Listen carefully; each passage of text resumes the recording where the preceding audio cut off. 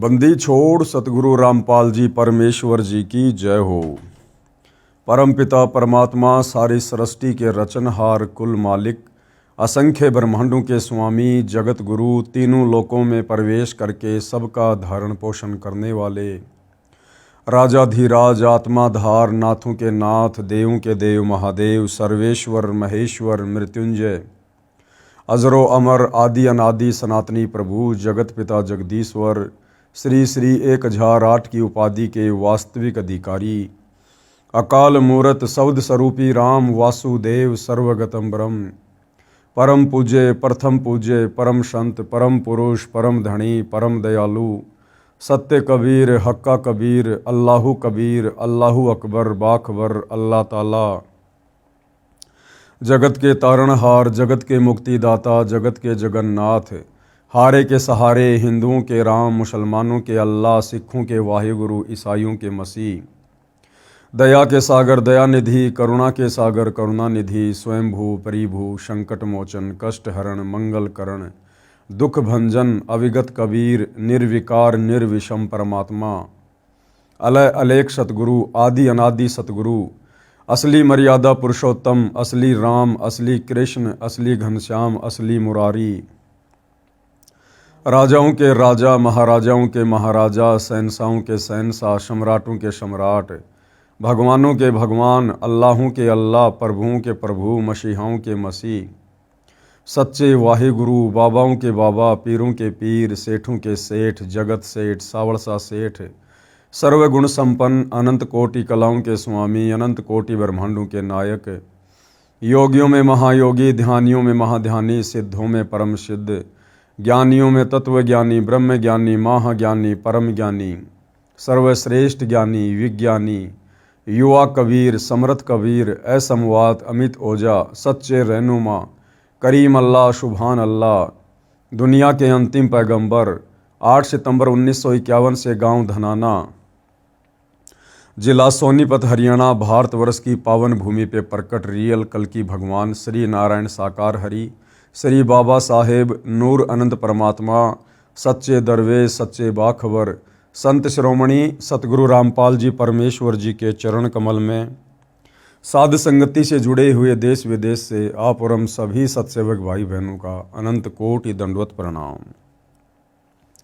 सच्चाई भाई और बहनों, बहुत बड़ी दया बहुत बड़ी मेहर पूज्य गुरुदेव भगवान की परमेश्वर रामपाल जी की जिनके शुभ आशीर्वाद से विशेष आशीर्वाद से आप और हम सभी भाई बहनों को विशेषकर हिंदू समाज से जुड़े श्रद्धालुओं को अपने पवित्र हिंदू धर्म के सदग्रंथों के विषय में गीता वेद 18 पुराण उपनिषद मनुस्मृतियाँ और साथ में अध्यात्म को लेकर विशेष तौर पर जानकारी प्राप्त हो रही है, क्योंकि सतगुरु रामपाल जी ने अपने कर कमल से पवित्र पुस्तक हिंदू साहिबान नहीं समझे गीता वेद पुराण इस पुस्तक को लिखकर इसके अंदर अध्यात्म के विषय में वो खजाना डाल दिया है जो खजाना आज से पहले हमारे किसी भी धर्मगुरु ने अपने कर कमल से लिखित पुस्तकों में मुख कमल से किए हुए सत्संगों में कभी किसी को बताया ही नहीं, क्योंकि उन्हें स्वयं अध्यात्म के विषय में कंप्लीट जानकारी नहीं थी।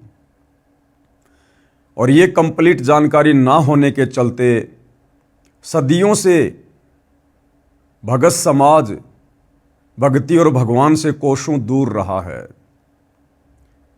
भगवान से मिलने वाले सुखों से वंचित रहा है। मानव जन्म जो पूर्ण मोक्ष प्राप्ति के लिए मिलता है इस विशेष प्रयोजन से दूर रहा है। हमारे पूर्वज शास्त्र अनुकूल सत साधना ना करने के चलते हमारे धर्म गुरुओं के द्वारा भ्रमित साधना करने के चलते भूत योनि में चले गए, प्रेत योनि में चले गए, पितृ योनि में चले गए, नरक में चले गए, लक 84 योनियों में चले गए। और आज हमारे वही धर्मगुरु और 2 कदम आगे बढ़ाते हुए हमारे से उन पूर्वजों के श्राद्ध निकलवाए जाते हैं जिस श्राद्ध कर्म को पाखंड पूजा में गिना जाता है। क्योंकि गीता अध्याय 9 श्लोक नंबर 25 श्राद्ध निकालने को पाखंड पूजा कहती है। श्राद्ध निकालने वाले भूत बनते हैं। तो भाइयों और बहनों, अध्यात्म की जानकारी के अभाव में हमारे भ्रमित धर्म गुरु भी मरने के उपरांत अपने अनमोल मनुष्य जीवन को बर्बाद कर गए और लाखों करोड़ों की संख्या में परमात्मा चाहने वाली आत्माओं को भी भक्ति मार्ग की गलत दिशा देकर उनके मनुष्य जीवन को भी बर्बादी की ओर धकेल गए। अब दया करी सतगुरु रामपाल जी ने इस पृथ्वी पर प्रकट होकर हमें सत्य आध्यात्मिक जानकारी दे रहे हैं और हमारे उस बिगड़ते हुए मनुष्य जीवन को संवारने का मौका दे रहे हैं। तो भाइयों और बहनों, सतगुरु रामपाल जी के कर कमल से लिखित पवित्र पुस्तक हिंदू साहिबान नहीं समझे गीता वेद पुराण, इसके ऊपर लगभग 14 वीडियो बन चुके हैं। इसी क्रम में आज हमारा ये 15वें नंबर का वीडियो है और प्रत्येक वीडियो में विशेषकर हिंदू समाज से जुड़े श्रद्धालुओं को बहुत ही गहन जानकारी प्राप्त हो रही है और काफ़ी कुछ समझने के बाद हिंदू समाज से जुड़े भाई बहन अपनी हर प्रकार की शंकाएं सतगुरु रामपाल जी के समक्ष व्यक्त कर रहे हैं और सतगुरु रामपाल जी उनकी प्रत्येक आध्यात्मिक शंका का सबूतों के साथ में जवाब दे रहे हैं। तो पिछले वीडियो में आप जी ने बहुत अच्छे से काफ़ी कुछ अध्यात्म के विषय में जान लिया है कि ब्रह्मा विष्णु महेश ये 3 देवता हैं और तीनों एक एक गुण युक्त हैं। रजगुण ब्रह्मा है, सतगुण विष्णु जी है, तमोगुण शंकर जी हैं। इन्हीं को त्रिगुणमयी माया कहा जाता है और इसी त्रिगुणमयी माया के माध्यम से इनके पिता काल निरंजन ज्योति निरंजन इस काल ब्रह्म ने पूरे प्राणी समुदाय को अपने जाल में फंसा रखा है। इस काल की भक्ति से भी मोक्ष नहीं है, दुर्गा की भक्ति से भी मोक्ष नहीं है, ब्रह्मा विष्णु महेश की भक्ति से भी मोक्ष नहीं है, अन्य देवी देवताओं की भक्ति साधना से भी मोक्ष नहीं है। ना तीर्थों पर जाने से, ना धाम पूजा करने से, ना पिंड भरने से, ना पितरों की पूजा करने से, ना कावड़ लाने से, ना पैदल यात्रा करने से। मोक्ष का मार्ग हमारे धर्मशास्त्रों में वर्णित है, लेकिन हमारे धर्मगुरु तत्व ज्ञान के अभाव में वो आध्यात्मिक खजाना हमें निकाल कर दे नहीं पाए। तो बहुत सारी जानकारी होने के बाद धीरे धीरे हिंदू समाज से जुड़े श्रद्धालु आगे से आगे अपनी जिज्ञासा रखते हैं, सवाल करते जा रहे हैं और इसी कड़ी में उनका जो अगला सवाल है सतगुरु रामपाल जी से वो ये है कि पूजा तथा साधना में क्या अंतर है। यानी हिंदू धर्म से जुड़े भाई बहन कह रहे हैं कि आप जी एक तरफ तो कहते हो कि गीता बोलने वाले इस काल ब्रह्म की भक्ति से भी मोक्ष नहीं है, फिर ब्रह्मा विष्णु महेश की भक्ति से भी मोक्ष नहीं है क्योंकि आपने गीता अध्याय 7 श्लोक नंबर 12 से 15, गीता अध्याय 7 श्लोक नंबर 20 और 23 दिखा दिया है।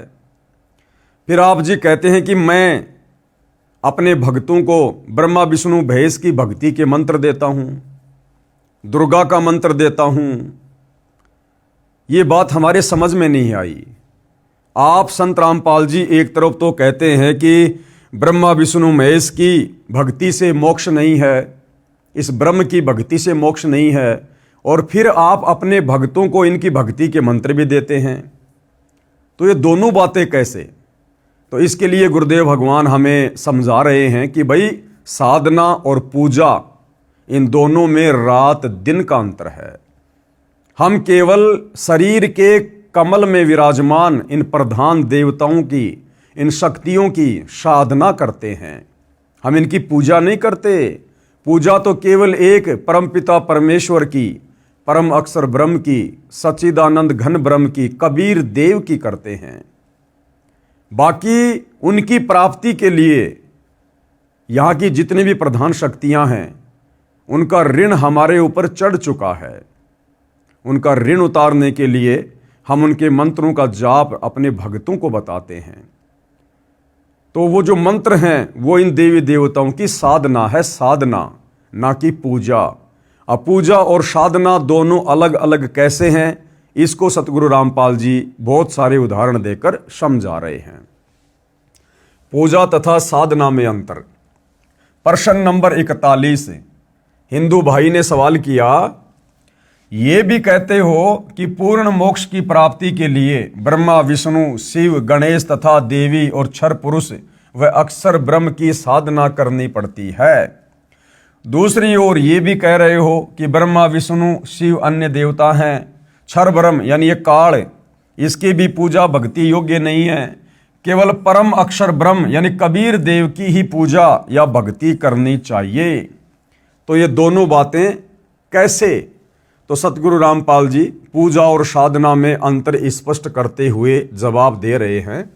उत्तर, पहले तो यह स्पष्ट करता हूं कि पूजा तथा साधना में क्या अंतर है। प्राप्य वस्तु की चाह पूजा कही जाती है, यानी जिस वस्तु की हमें चाहत है वह पूजा कही जाती है, तथा उसको प्राप्त करने के प्रयत्न को साधना कहते हैं। जिस प्रकार गुरुदेव ने बताया कि हमें प्यास लगी है और हमें किस चीज की आवश्यकता है, जल की, तो हमने किसको प्राप्त करना है, जल को। अब जल को प्राप्त करने के लिए हमने क्या करना पड़ेगा, हमने हैंडपंप लगाना पड़ेगा। हैंडपंप लगाना पड़ेगा और हैंडपंप लगाने के बाद फिर हमने उस हैंडपंप को चलाना पड़ेगा, बोकी मारनी पड़ेगी। उसके बाद हमें वो इच्छित वस्तु जल प्राप्त होगी। तो ठीक इसी प्रकार पूजा और साधना में अंतर को समझिए। जिस वस्तु को हमने प्राप्त करना है उसकी हमने पूजा करनी है, लेकिन उसको प्राप्त करने के लिए हमने जिन जिन वस्तुओं की आवश्यकता पड़ेगी, जैसे हैंडपंप की, बोकी लगाने की, तो वो साधना है। जब हम हैंडपंप को लगाकर उसको बोकी मारेंगे, उसकी साधना करेंगे, तो हमें वो इच्छित वस्तु जल प्राप्त होगी जिसकी हमें चाहत है। तो हैंडपंप और बोकी साधन है, साधन, और इच्छित वस्तु क्या है, जल। ठीक इसी प्रकार पूर्ण ब्रह्म परमात्मा और उसका सनातन परम धाम सतलोक जो हमें चाहिए, हम पूजा तो करेंगे उस परमपिता परमेश्वर की, लेकिन उनको प्राप्त करने के मार्ग में हमने शरीर में बने हुए जो कमल चक्र हैं और इनमें जो प्रधान देवी देवता हैं, हमने उनकी भी साधना करनी पड़ेगी।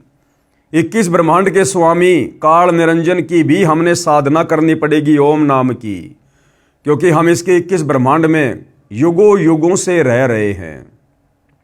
हम इसके कर्जवान हो चुके हैं। ये 21 ब्रह्मांड इस काल ने, ज्योति निरंजन ने, इस क्षर पुरुष ने, ब्रह्मा विष्णु महेश के पिताजी ने, इस गीता बोलने वाले काल ब्रह्म ने सतलोक में तपस्या करके परमपिता परमेश्वर कबीर साहिब जी से प्राप्त किए थे, और हम इसके साथ इसके 21 ब्रह्मांड में आ गए। तो ये 21 ब्रह्मांड इस काल के द्वारा प्राप्त किए गए हैं तपस्या करके, और हम इसके ब्रह्मांडों में रह रहे हैं, खा रहे हैं, पी रहे हैं, सूर्य से धूप ले रहे हैं, पृथ्वी पर अन्न उगाकर खा रहे हैं, जल पी रहे हैं, फल फ्रूट खा रहे हैं, अनाज पैदा कर रहे हैं, हवा ले रहे हैं। तो हम सभी आत्माओं के ऊपर इस काल ब्रह्म का ऋण चढ़ा हुआ है, और जब तक हम इसका ऋण नहीं उतारेंगे तब तक ये हमें आगे जाने का रास्ता नहीं देगा, क्योंकि परमात्मा ने ये एक विधान बना रखा है। तो ओम नाम की हम इस काल ब्रह्म की साधना करेंगे, और इसका जो कर्जा हमारे ऊपर चढ़ा हुआ है हम इसको दे देंगे। ओम नाम की कमाई हम इसको समर्पित कर देंगे। उसके बाद ये काल अपने विधान अनुसार, जो इसने गीता अध्याय 18 श्लोक नंबर 66 में कहा है कि सर्वधर्मान परित्यज्य माम एकम शरणम व्रज अहम तवा सर्व पापे भी मोक्षयामि मा शुचि, कि अर्जुन जब तुझे वो तत्वदर्शी संत मिल जाए और तुझे सनातन परम धाम की भक्ति मिल जाए, उसके बाद तू मेरे ओम नाम की कमाई और मेरे स्तर के जितने भी धर्म यज्ञ हैं उनकी कमाई तू मुझे समर्पित कर देना। सर्व धर्मान परित्यज्य माम, मुझे दे देना और एकम शरणम व्रज, उस एक अद्वितीय परमात्मा की शरण में चले जाना, मैं तुझे ऋण मुक्त कर दूंगा। इसलिए भाई और बहनों, पूजा और साधना में अंतर होता है। तो चाहे इस ब्रह्म के ओम नाम का जाप हो, चाहे ब्रह्मा विष्णु महेश का जाप हो, चाहे दुर्गा जी का जाप हो, चाहे गणेश जी का जाप हो, जो सतगुरु रामपाल जी हमें नाम दीक्षा के समय देते हैं, हम केवल इन प्रधान देवी देवताओं की साधना कर रहे हैं, साधना, ना कि इनकी पूजा। पूजा तो हमने एकमात्र परमपिता परमेश्वर कबीर साहिब की करनी है, जो हमारा इष्ट है। तो गुरुदेव भगवान ने कितने अच्छे से समझाया है, जो प्राप्य वस्तु की चाह पूजा कही जाती है, यानी जिस चीज को हमने प्राप्त करना है उसकी चाहत पूजा कही जाती है। तो हमने प्राप्त करना है कबीर साहिब सतलोक, तथा उसको प्राप्त करने के प्रयत्न को साधना कहते हैं। उदाहरण, जैसे हमें जल प्राप्त करना है, ये हमारा प्राप्य है, हमने जल की चाह है, जल की प्राप्ति के लिए हैंडपंप लगाना पड़ेगा। हैंडपंप लगाने के लिए जो जो उपकरण प्रयोग किए जाएंगे, बोकी लगाई जाएगी, यह प्रयत्न है। इसी प्रकार परमेश्वर का वह परम पद प्राप्त करना हमारी चाहत है, यानी सतलोक प्राप्त करना, जहां जाने के पश्चात साधक लौटकर संसार में नहीं आता है। हमारा प्राप्य परमेश्वर तथा उनका सनातन परम धाम है। परमेश्वर कौन? कबीर साहिब। और उनका सनातन परम धाम क्या? सतलोक, जहां जाने के बाद साधक लौटकर संसार में वापस नहीं आता। अब उस परमेश्वर को और उसके सनातन परम धाम सतलोक को प्राप्त करने के लिए, उसको प्राप्त करने के लिए किया गया नाम जाप, हवन यज्ञ आदि आदि साधना है। उस साधना से पूज्य वस्तु परमात्मा प्राप्त होगा। यानी जब हमारी भक्ति कंप्लीट हो जाएगी तो हमें सतलोक में परमानेंट जगह मिल जाएगी और हमें वहां परमपिता परमेश्वर कबीर साहिब मिलेंगे। जैसे सवाल नंबर 13 के उत्तर में स्पष्ट किया है, वही सटीक उदाहरण है। उस पूर्ण मोक्ष के लिए 3 बार में दीक्षा क्रम पूरा करना होता है। दूसरा उदाहरण भाई और बहनों, जैसे हम अपने बच्चे को स्कूल भेजते हैं और हमारा टारगेट है कि हमने बच्चे को डॉक्टर बनाना है, डॉक्टर। तो चाहत क्या है? डॉक्टर बनने की। चाहत क्या है? वो नौकरी प्राप्त करने की। लेकिन डॉक्टर बनने के लिए, वो चाहत पूरी करने के लिए उस बच्चे ने स्कूल में जाना पड़ेगा, उसने पढ़ाई करनी पड़ेगी, उसने ट्यूशन करना पड़ेगा, उसने कोचिंग ज्वाइन करनी पड़ेगी। तो डॉक्टर बनने के लिए वो जो मेहनत कर रहा है, जो पढ़ाई लिखाई कर रहा है, वो साधना है। वो पढ़ाई लिखाई करना डॉक्टर बनने के लिए साधना है, साधना। उस साधना को किए बिना, उस पढ़ाई को किए बिना वो बच्चा डॉक्टर की नौकरी प्राप्त नहीं कर सकता, डिग्री प्राप्त नहीं कर सकता। तो ठीक इसी प्रकार हमने प्राप्त करना है सतलोक, और सतलोक का राजा परमपिता परमात्मा कबीर साहिब। लेकिन उस प्राप्ति के लिए हमने इस काल के 21 ब्रह्मांड की सभी प्रधान मुख्य शक्तियों की साधना करनी पड़ेगी। और सतलोक प्राप्त करने के लिए, पूर्ण मोक्ष के लिए 3 बार में दीक्षा क्रम पूरा करना होता है। 3 बार में सतगुरु रामपाल जी दीक्षा क्रम को पूरा करते हैं। और 3 बार में कौन कौन सी दीक्षा दी जाती है, किस प्रकार से दी जाती है, उसका विवरण सतगुरु रामपाल जी बता रहे हैं कि किन किन शक्तियों के मंत्र सतगुरु रामपाल जी 3 बार की दीक्षा में अपने अनुयायियों को देते हैं। सबसे पहला जो मंत्र है उसको कहते हैं प्रथम नाम दीक्षा। ब्रह्मा, विष्णु, शिव, गणेश और देवी के मंत्रों की साधना दी जाती है। यानी सतगुरु रामपाल जी अपने प्रत्येक भगत को, जब वो सतगुरु रामपाल जी के तत्व ज्ञान युक्त सत्संगों को सुनकर उनसे नाम उपदेश लेने की इच्छा करता है, तो सबसे पहले प्रथम नाम दीक्षा के अंतर्गत उस भगत को, उस साधक को, यहाँ की जो प्रधान शक्तियाँ हैं जो हमारे शरीर में बने इन कमल चक्रों में विराजमान है, श्री ब्रह्मा जी, श्री विष्णु जी, श्री शिव जी, श्री गणेश जी तथा देवी दुर्गा जी, इनके मंत्रों की साधना दी जाती है, हम सब इनके मंत्रों का जाप करते हैं। दूसरी बार में जो दीक्षा दी जाती है, दूसरी बार में क्षर ब्रह्म तथा अक्षर ब्रह्म के 2 अक्षर मंत्र जाप दिए जाते हैं। दूसरी बार में जो दीक्षा दी जाती है उसको शतनाम कहते हैं, शतनाम। तो जो शतनाम होता है उसमें 2 मंत्र होते हैं। एक मंत्र है 21 ब्रह्मांड के स्वामी, ये गीता बोलने वाला जो भगवान है काल ब्रह्म, ब्रह्मा विष्णु महेश का पिता, इस काल ब्रह्म का मंत्र है। और दूसरा मंत्र अक्षर पुरुष का है जिसके 7 संग ब्रह्मांड हैं, अर्थात गीता जी अध्याय 15 श्लोक नंबर 16 में 2 भगवान बताए गए हैं, 2 पुरुष बताए गए हैं, क्षर और अक्षर। तो क्षर पुरुष ये गीता का ज्ञान देने वाला काल ब्रह्म है और अक्षर पुरुष इससे ऊपर 7 संग ब्रह्मांडों का स्वामी है।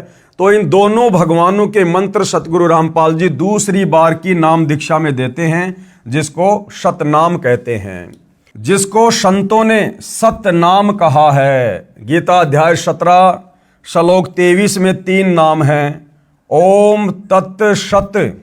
तो जो ओम है ये इस काल ब्रह्म का है और ये जो ये तत् है ये अक्षर पुरुष का है। तो दूसरी जो दीक्षा है उस दीक्षा में ये 2 मंत्र दिए जाते हैं। ओम तो सीधा सीधा इस काल का है और अक्षर पुरुष का भक्ति का जाप है तत्, जो केवल उपदेशी को ही बताए जाते हैं। इस सतनाम में 2 अक्षर होते हैं, एक ओम है, दूसरा तत् है। यह सांकेतिक है अर्थात गुप्त नाम है जो उपदेश के समय उपदेशी को ही बताया जाता है। और तीसरी बार में जो नाम दीक्षा दी जाती है वो पूर्ण ब्रह्म परमात्मा कबीर साहिब जी की दी जाती है, सनातन परम धाम की दी जाती है। तीसरी बार में सारनाम की दीक्षा दी जाती है, जिस मंत्र को गीता अध्याय 17 श्लोक 23 में शत कहा है। यह भी सांकेतिक है, उपदेश लेने वाले को दीक्षा के समय बताया जाता है। इस प्रकार पूर्ण मोक्ष प्राप्त होता है। ये विधि है पूर्ण मोक्ष प्राप्त करने की। अब जो भाई बहन अज्ञानता में विशेषकर हिंदू समाज से जुड़े हुए जो ये कह देते हैं कि भाई आपके गुरु सतगुरु रामपाल जी तो हिंदू देवी देवताओं की भक्ति छुड़वाते हैं, आपके सतगुरु रामपाल जी तो सनातन विरोधी हैं, हिंदू विरोधी हैं। तो देख लो भाइयों और बहनों, जिन्हें आप हिंदू विरोधी कहते हैं, सनातन विरोधी कहते हैं, सनातन के जो मुख्य मुख्य देवी देवता हैं ब्रह्मा विष्णु महेश गणेश जी और दुर्गा जी, इन 5 प्रधान शक्तियों के मंत्र सतगुरु रामपाल जी अपने भक्तों से जाप करवाते हैं। संत रामपाल जी देवी देवताओं की भक्ति छुड़वाते नहीं बल्कि इनकी शास्त्र अनुकूल विधिवत साधना करवाते हैं, जिसके करने से ये देवी देवता भगत को शीघ्र लाभ देते हैं और उसकी मुक्ति का मार्ग जो बंद पड़ा हुआ है उस रास्ते को खोल देते हैं। अर्थात आत्मा अंत समय में शरीर छूटने के बाद हमारे शरीर में जो कमल बने हुए हैं जिनमें देवी देवताओं का वास है, उन कमलों के अंदर से आत्मा को गुजरना पड़ता है त्रिकुटी तक जाने के लिए। तो ये जो मंत्र सतगुरु रामपाल जी देते हैं प्रथम नाम दीक्षा के तहत, इन मंत्रों के जाप करने से वो कमल खुल जाते हैं, वो रास्ता साधक का साफ हो जाता है। दूसरा, धरती पर इन कमलों को खोलने का और कोई तरीका, कोई ऑप्शन, कोई भक्ति नहीं है। अब आगे क्या समझा रहे हैं सतगुरु रामपाल जी? श्री ब्रह्मा विष्णु तथा शिव जी ईश यानी परमात्मा नहीं है। अब हम इन ब्रह्मा विष्णु महेश की या काल की पूजा क्यों नहीं करते? हम इनकी साधना क्यों करते हैं? पूजा क्यों नहीं करते? क्यों? क्योंकि ये परमात्मा नहीं है, ये परमेश्वर नहीं है। और पूजा केवल एक परमात्मा की करनी चाहिए जो गीता जी हमें कह रही है। तो ये तीनों देवता रजगुण ब्रह्मा, सतगुण विष्णु तथा तमगुण शिव जी, ये परमात्मा नहीं है। और इसका कहां प्रमाण है वो भी आप जी को दिखाएंगे। लेखक यानी सतगुरु रामपाल जी क्या कह रहे हैं? हिंदू धर्म गुरु साहिबान श्री विष्णु जी यानी श्री कृष्ण जी को जगदीश, जगत प्लस ईश यानी सारे संसार का स्वामी यानी सारे संसार का प्रभु भगवान बताते हैं और पुराणों को सत्य मानते हैं। पेश है सबूत श्री शिव महापुराण से, जो कि गीता प्रेस गोरखपुर से प्रकाशित है। कि श्री विष्णु जी, श्री ब्रह्मा जी तथा श्री शिव जी ईश नहीं है, अर्थात ये भगवान नहीं है, ये परमात्मा नहीं है, ये जगदीश नहीं है। इनका जन्म मृत्यु होता है और इनका पिता काल ब्रह्म है। पेश है शिव महापुराण गीता प्रेस गोरखपुर से प्रकाशित के विद्वेश्वर खंड के अध्याय 5 व 10 की फोटोकॉपी। संक्षिप्त शिव पुराण, ये गीता प्रेस गोरखपुर से प्रकाशित है। पहले भी आपको समझाया गया था कि एक समय ब्रह्मा जी और विष्णु जी का आपस में युद्ध हो गया था, क्योंकि ब्रह्मा जी विष्णु जी को कहने लगे कि मैं तेरा बाप हूं, मैं तेरा भगवान हूं, मैं तेरा स्वामी हूं, तू मेरे से उत्पन्न हुआ है। दूसरी तरफ विष्णु जी कहने लगे कि ब्रह्मा मैं तेरा बाप हूं, मैं तेरा स्वामी हूं। इस बात को लेकर हमारे दोनों भगवानों में आपस में बच्चों की तरह झगड़ा हो गया, युद्ध हो गया। अब इनके इस प्रकार युद्ध को देखते हुए इनका जो पिता है काल ब्रह्म, ज्योति निरंजन, गीता का ज्ञान देने वाला ब्रह्म, अब इतना तो आप भाई बहनों को पता हो गया इस पवित्र पुस्तक को पढ़कर कि ये काल ब्रह्म ये किसी के सामने अपने ओरिजिनल काल रूप में प्रकट नहीं होता। ये या तो अपने बेटे ब्रह्मा का रूप धारण करता है, या विष्णु का, या शंकर जी का, या अन्य कोई छलबल करता है। अब इस काल ब्रह्म ने देखा यदि मेरे बेटे आपस में इसी प्रकार लड़ते रहे, झगड़ते रहे, तो नीचे की सृष्टि कौन चलाएगा, मेरे लिए भोजन की व्यवस्था कैसे होगी। और इनको तो घमंड हो गया, ब्रह्मा कह रहा कि मैं भगवान, विष्णु कह रहा कि मैं भगवान। तो काल ने सोचा कि तेरे को तो कल को कोई पूछेगा ही नहीं। तो काल ने क्या किया, स्तंभ रूप बनाया, बहुत लंबा चौड़ा तेजोमय, और जहां ब्रह्मा विष्णु महेश झगड़ा कर रहे थे उन दोनों के बीच में वो स्तंभ खड़ा कर दिया। ये जो स्तंभ आप जी देख रहे हैं, ये इस काल ब्रह्म ने स्तंभ खड़ा कर दिया अपनी शक्ति से, तेजोमय। अब ये दोनों देवता आपस में लड़ाई करना तो भूल गए और इस स्तंभ के और छोर को देखने में व्यस्त हो गए कि ये क्या आ गया बीच में अचानक से। इसके और छोर को देखने लगे। इतने में भाई और बहनों वहां पर ये काल ब्रह्म, ये ज्योति निरंजन, गीता का ज्ञान देने वाला क्षर पुरुष अपने बेटे शिव जी का रूप धारण करके वहां प्रकट हो गया और अपनी पत्नी दुर्गा को पार्वती रूप बनाया और कहने लगा कि तुम दोनों भगवान नहीं हो पुत्रों, तुम दोनों भगवान नहीं हो। तुमने कैसे अपने आप को कर्ता मान लिया, ईश मान लिया। तुम्हें तो केवल मैंने एक एक कार्य दिया है, उत्पत्ति का कार्य ब्रह्मा को और स्थिति का कार्य यानी पालन पोषण का कार्य विष्णु को। तुम जो अपने आप को भगवान कह रहे हो ना, ये तो बड़ा अद्भुत है। और कुछ समय बाद इस काल ब्रह्म ने ये जो तेजोमय लिंग है, स्तंभ है, इसको अपने प्राइवेट पार्ट अर्थात लिंग के रूप में परिवर्तित कर दिया। और उसके बाद ब्रह्मा विष्णु महेश को आदेश दिया कि आज के बाद इस मेरे लिंग की पूजा शुरू करो। और ब्रह्मा विष्णु महेश ने उस आदेश की पालना करते हुए उस काल ब्रह्म के प्राइवेट पार्ट लिंग की पूजा कर दी, जो आज आम हिंदू समाज कर रहा है। क्योंकि भाई और बहनों अब आपको पता चल गया है अच्छे से कि ये काल कभी भी अपनी तरफ से मुक्ति का मार्ग जीव को नहीं देता है। मुक्ति का मार्ग मिलता है शास्त्र अनुकूल सत्य साधना करने से, और काल हमें कभी भी शास्त्र अनुकूल सत्य भक्ति नहीं करने देगा। ये नहीं चाहेगा कि कोई भी आत्मा तत्वदर्शी संत की शरण में जाकर शास्त्र अनुकूल सत्य भक्ति धर्म कर्म यज्ञ करके और मेरे 21 ब्रह्मांड से बाहर चली जाए। क्यों? क्योंकि परमपिता परमात्मा कबीर साहिब जी की तरफ से इस काल को एक श्राप लगा हुआ है। इसे प्रतिदिन 1 लाख मानव शरीरधारी स्त्री पुरुषों के सूक्ष्म शरीर में जमा वासना मैल गंध को खाने का श्राप लगा हुआ है।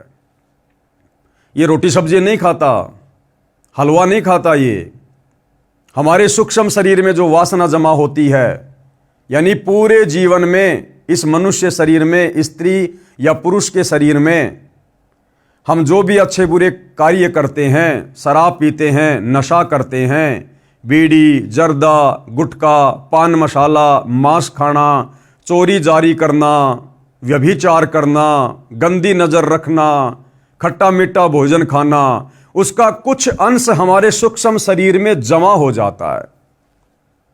अब ये सूक्ष्म अंश क्या है? जिस प्रकार भाई और बहनों हमने कोई मीठी वस्तु खाई, मान लीजिए हमने आम खाया, आम को जैसे हमने मुंह में लिया बड़ा आनंद आया, लेकिन मुंह से अंदर जाते ही वो आनंद नहीं रहा।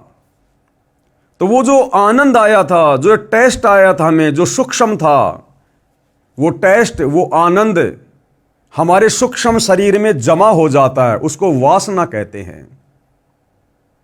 और हमारे शरीर छोड़ने के बाद हमारा स्थूल शरीर तो यही रह जाएगा, कोई जमीन में गाड़ देगा, कोई जला देगा, कोई क्या करेगा अंतिम संस्कार के रूप में।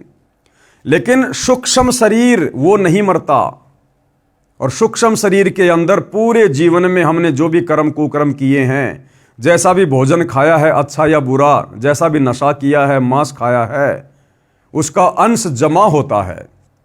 और सूक्ष्म शरीर में ये प्राणी सीधा इस काल ब्रह्म के पास जाता, 21वें ब्रह्मांड में, जहां पर इसने तपतशिला बना रखी है। वहां ये सूक्ष्म शरीर में इस जीव को भून भून के खाता है, उसकी गंध निकालता है, उसकी वासना निकालता है गर्म करके। और जीव वहां पर बड़ा दुखी होता है, बहुत परेशान होता है, लेकिन मरता नहीं है। उसके बाद उस प्राणी को जब उसकी वासना निकल जाती है, काल का भोजन निकल जाता है, उसको अचेत करके धर्मराज के दरबार में भेज देता है, जहां फिर आगे उसका भविष्य निर्धारण होता है, उसकी किस्मत बनती है। वो नरक में जाएगा, स्वर्ग में जाएगा, वापस लक 84 में जाएगा, या कौन सी उसको योनि मिलेगी। तो इस प्रकार से भाई और बहनों, ये काल कभी नहीं चाहता कि कोई भी प्राणी मेरे किस ब्रह्मांड में, यहां तक कि इसके तीनों पुत्र ब्रह्मा विष्णु महेश भी सत भक्ति कर लें। ये अपने तीनों बेटे ब्रह्मा विष्णु महेश को भी अध्यात्म के नाम पर भ्रमित रखता है, सच्चा ज्ञान नहीं होने देता। इसलिए ये काल हमें कभी भी सत्य साधना से परिचित नहीं होने देता, क्योंकि हम सब इसका भोजन है यहां पर। तो काल ने हमारे को भक्ति और भगवान के नाम पर और अधिक भटकाने के लिए अपनी प्राइवेट पार्ट लिंग की पूजा जगत में शुरू करवा दी, जो विशेषकर पूरा हिंदू समाज कर रहा है। अब देखते हैं भाइयों और बहनों, हिंदू धर्मशास्त्र से, ये हिंदू धर्मशास्त्र है, ये प्रमाणित है, कोई इसको झुटला नहीं सकता। सदियों से हमारे धर्मगुरु हमें दिखाते आ रहे हैं, पढ़ाते आ रहे हैं, इनकी कथा करते आ रहे हैं। ये शिव महापुराण है, गीता प्रेस गोरखपुर से प्रकाशित है। इसके विद्वेश्वर खंड के अध्याय 5 व 10 की फोटोकॉपी है। ये सचित्र है, ये चित्र आपके सामने है। ये श्री ब्रह्मा जी हैं, ये श्री विष्णु जी हैं। पहले दोनों युद्ध कर रहे थे, बीच में काल ने स्तंभ खड़ा कर दिया। बाद में अपने बेटे शंकर के रूप में खुद प्रकट हो गया, अपनी पत्नी दुर्गा को पार्वती रूप बनाकर उसको प्रकट कर दिया, और फिर इस स्तंभ को अपने प्राइवेट पार्ट लिंग के रूप में चेंज कर दिया, और अपने दोनों बेटों को आज्ञा दी कि आज के बाद जगत में इस लिंग की पूजा करो। तो ब्रह्मा विष्णु महेश के माध्यम से फिर पूरे संसार में ये लिंग पूजा शुरू हो गई। ये आधी अधूरी छोटी घटिया ओछी साधना शुरू हो गई, क्योंकि काल नहीं चाहता कि कोई भी सत्य साधना करके यहां से बाहर निकल जाए। तो ये देखिएगा संक्षिप्त शिव पुराण। पुत्रों, ये काल ब्रह्म अपने बेटे शंकर का रूप धारण करके ब्रह्मा विष्णु महेश के पास आके क्या बोला? पुत्रों, तुम दोनों ने तपस्या करके प्रसन्न हुए मुझ परमेश्वर से सृष्टि और स्थिति नाम 2 ये कृत्य प्राप्त किए हैं। कि भाई ब्रह्मा और विष्णु क्या कह रहा है ये इन दोनों को? पुत्रों यानी बेटो, अर्थात बोलने वाला कौन हुआ? ब्रह्मा विष्णु महेश का पिता ये काल। कि आप दोनों ने मेरी तपस्या करके, मेरी भक्ति करके, और आपने 2 कार्य प्राप्त किए हैं। सृष्टि यानी सृष्टि की उत्पत्ति ब्रह्मा, और स्थिति यानी पालन पोषण करने का कार्य विष्णु। ये दोनों तुम्हें बहुत प्रिय हैं। इसी प्रकार मेरी विभूति स्वरूप रुद्र और महेश्वर में 2 अन्य उत्तम कृत्य संहार और तिरोभाव मुझसे प्राप्त किए हैं। अब देखना भाइयों और बहनों, ध्यान देना कि बोलने वाला कौन है। ये बोलने वाला काल है, ब्रह्मा विष्णु महेश का पिता। देखो, सबसे पहले इसने ब्रह्मा और विष्णु को कहा क्या? पुत्रों, तुम दोनों ने तपस्या करके, तुम दोनों ने यानी ब्रह्मा और विष्णु दो हो गए, तुम दोनों ने तपस्या करके मुझ प्रसन्न हुए परमेश्वर से सृष्टि और स्थिति नामक दो ये कृत्य यानी कार्य प्राप्त किए हैं। ये दोनों तुम्हें बहुत प्रिय हैं। इसी प्रकार मेरी विभूति स्वरूप रुद्र, रुद्र कौन? शंकर जी, ये 3 हो गए, और महेश्वर ये 4 हो गए। तो ये 5वां कौन है जो बोल रहा है? ये काल है, इनका पिता है, ये ब्रह्मा विष्णु महेश का पिता काल। परंतु अनुग्रह नामक जो कृत्य है दूसरा कोई नहीं पा सकता। रुद्र और महेश्वर अपने कर्म को भूले नहीं हैं, इसलिए मैंने उनके लिए अपनी समानता प्रदान की है। तो यहां पर साफ साफ आप जी ने देखा भाई और बहनों, आपके सामने है, वे रूप वेश कृत्य वाहन आसन और आयुध आदि में मेरे समान ही हैं। मैंने पूर्व काल में अपने स्वरूप भूत मंत्र का उपदेश किया है जो ओकार के रूप में प्रसिद्ध है। ओकार यानी ओम। और गीता अध्याय 8 श्लोक नंबर 13, ये गीता ज्ञान देने वाला काल ब्रह्म क्या कह रहा है कि मेरा तो एक ओम मंत्र है। ओम इति एक अक्षर ब्रह्म व्यवहारण माम अनुस्मरण ये पर्याति तजन देहम सयाति परमाम गतिम। और यहां पर भी ब्रह्मा विष्णु महेश के सामने शिव रूप बनाकर ये काल क्या बोल रहा है कि उपदेश किया है जो ओंकार के रूप में प्रसिद्ध है, यानी ओम के रूप में। वह महामंगलकारी मंत्र है।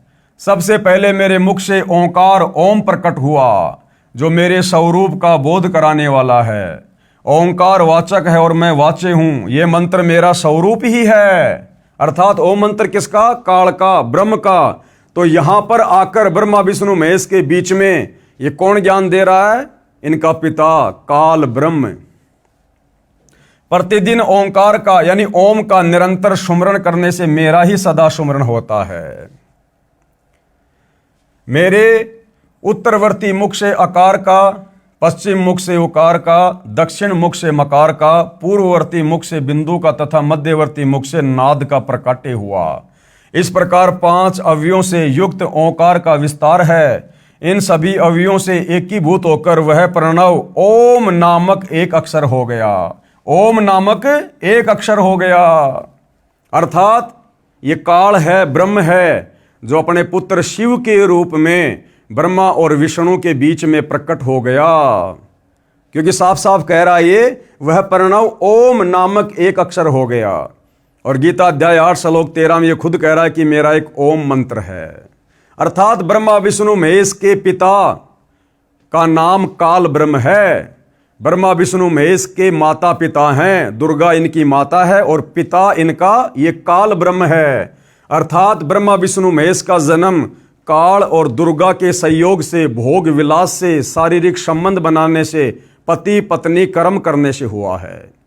तो ब्रह्मा विष्णु महेश का तो जन्म हुआ है, और जो जन्मता और मरता है वो पूजा के योग्य नहीं होता, वो पूजा के योग्य नहीं होता है। इसलिए ब्रह्मा विष्णु महेश की पूजा नहीं की जाती। और ये ब्रह्मा विष्णु महेश ये परमात्मा नहीं है, ईश नहीं है। क्योंकि आपस में इसी बात को लेकर तो इनका युद्ध हो रहा था भाई। आपस में इसी बात को लेकर तो इन दोनों भाइयों की लड़ाई हो रही थी, ये ब्रह्मा जी ये विष्णु जी, कि मैं परमात्मा मैं परमात्मा। तो बीच में इनका पिता काल ब्रह्म आ गया शंकर जी का रूप बनाकर, और उसने क्लियर कर दिया कि तुम्हारे को तो मैंने ड्यूटी दे रखी है, एक एक कार्य दे रखा है। ये जो ब्रह्मा जी है ये काम करेगा सृष्टि का यानी उत्पत्ति का, और विष्णु तेरे को कार्य दे रखा मैंने पालन पोषण करने का। तुम परमात्मा नहीं हो, तुम भगवान नहीं हो। ये क्लियर है भाई और बहनों आप जियों के सामने। अब जब ब्रह्मा विष्णु महेश भगवान नहीं है, परमात्मा नहीं है, तो इनकी पूजा भी नहीं हो सकती है। कृपया पढ़े प्रमाण के लिए शिव महापुराण श्री वेंकटेश्वर प्रेस मुंबई से प्रकाशित, जिसमें संस्कृत यानी मूल पाठ भी लिखा है, साथ में हिंदी अनुवाद भी किया है। इसके विद्वेश्वर संहिता खंड के अध्याय 5 व 10 की फोटोकॉपी इसी पुस्तक के पेज नंबर 150 पर है, जो हम पहले पढ़ चुके हैं। अब सवाल नंबर है 42। हम चारों वेदों ऋग्वेद, यजुर्वेद, सामवेद तथा अथर्ववेद, श्रीमद् भगवत गीता, 18 पुराणों, महाभारत ग्रंथ तथा श्रीमद् भगवत सुधा सागर को सत्य शास्त्र मानते हैं। यानी पूरा हिंदू समाज इन पवित्र ग्रंथों को तो सत्य मानता ही मानता है। इन्हीं सदग्रंथों को आधार मानकर ज्ञान बताते हैं तथा साधना बताते हैं। श्री कृष्ण उर्फ श्री विष्णु, श्री शिव जी, श्री देवी दुर्गा की पूजा करने को कहते हैं, श्राद्ध करना बताते हैं, देव पूजा करते हैं तथा करवाते हैं। अब वो जो हिंदू भाई है, अब वो सतगुरु रामपाल जी से क्या सवाल कर रहा है कि हम जो हिंदू है ना, हम विशेषकर जो 4 वेद हैं, ऋग्वेद, यजुर्वेद, सामवेद तथा अथर्ववेद, श्रीमद् भगवत गीता, 18 पुराण, महाभारत ग्रंथ तथा श्रीमद् भगवत सुधा सागर को सत्य शास्त्र मानते हैं और इन्हीं सदग्रंथों को आधार मानकर ज्ञान बताते हैं तथा साधना यानी भक्ति बताते हैं। श्री कृष्ण उर्फ श्री विष्णु, श्री शिव जी, श्री देवी दुर्गा जी की पूजा भी करते हैं और श्राद्ध भी निकलवाते हैं और देव पूजा करते हैं तथा करवाते हैं। तो अब सतगुरु रामपाल जी क्या कह रहे हैं? उत्तर, दास यानी संत रामपाल दास बताना चाहता है कि श्रीमद् भगवत गीता अध्याय 16 श्लोक 23-24 में क्या कहा है। गीता जी अध्याय 16 श्लोक नंबर 23 और 24 में साफ साफ कहा है। श्लोक 23 में कहा कि शास्त्र विधि को त्याग कर। शास्त्र क्या है? ये सारे शास्त्र हैं जो अभी नाम बताए गए हैं। चारों वेद, गीता जी, 18 पुराण, श्रीमद् भागवत गीता जी, सुधा सागर, ये सारे शास्त्र हैं। तो गुरुदेव भगवान कह रहे हैं कि गीता क्या कह रही है, गीता बोलने वाला काल ब्रह्म क्या कह रहा है अध्याय 16 श्लोक 23 में कि अर्जुन, शास्त्र विधि को त्याग कर, यानी इन तमाम प्रकार के सदग्रंथों में जिस भक्ति करने का आदेश है उस भक्ति को त्याग कर जो मनमानी भक्ति करते हैं, मनमाना आचरण करते हैं, मनमाने मंत्रों का जाप करते हैं, कहते हैं उनको ना कोई सिद्धि प्राप्त होती है, ना कोई रिद्धि प्राप्त होती है और ना ही मरने के बाद उनकी गति अर्थात मोक्ष होता है। अध्याय 16 श्लोक 23, जो पुरुष यानी साधक भगत शास्त्र विधि को त्याग कर अपनी इच्छा से मनमाना आचरण करता है, यानी जो शास्त्रों में वर्णित साधना नहीं है वह साधना शास्त्र विधि त्याग कर स्वेच्छा से आचरण करना कहा है, वह न तो सिद्धि को प्राप्त होता है, यानी ना तो उसका कोई कार्य सिद्ध होगा, न वो परम गति को प्राप्त होता है, यानी मरने के बाद उसका मोक्ष नहीं होगा, गधा कुत्ता सूअर बनेगा, नरक में जाएगा, न सुख को ही और ना किसी प्रकार का भक्ति से उसे कोई लाभ होगा। अब सबूत के लिए पढ़िए गीता अध्याय 16 श्लोक 23 की फोटोकॉपी इसी पुस्तक के पेज नंबर 86 पर, जो कि आपको कई बार पहले दिखा दी है। अब अध्याय 16 श्लोक 24 क्या कह रहा है? अब गीता जी का अध्याय 16 श्लोक 24 क्या कह रहा है कि हे अर्जुन, इससे तेरे लिए कर्तव्य यानी जो भक्ति साधना करनी चाहिए और अकर्तव्य यानी जो भक्ति साधना नहीं करनी चाहिए उसके लिए शास्त्र ही प्रमाण है। यानी अर्जुन, कौन सी भक्ति साधना करनी चाहिए, कौन सी नहीं करनी चाहिए, किस देव की पूजा करनी चाहिए, कौन से धर्म कर्म और यज्ञ करने चाहिए, इसके लिए शास्त्र ही प्रमाण है।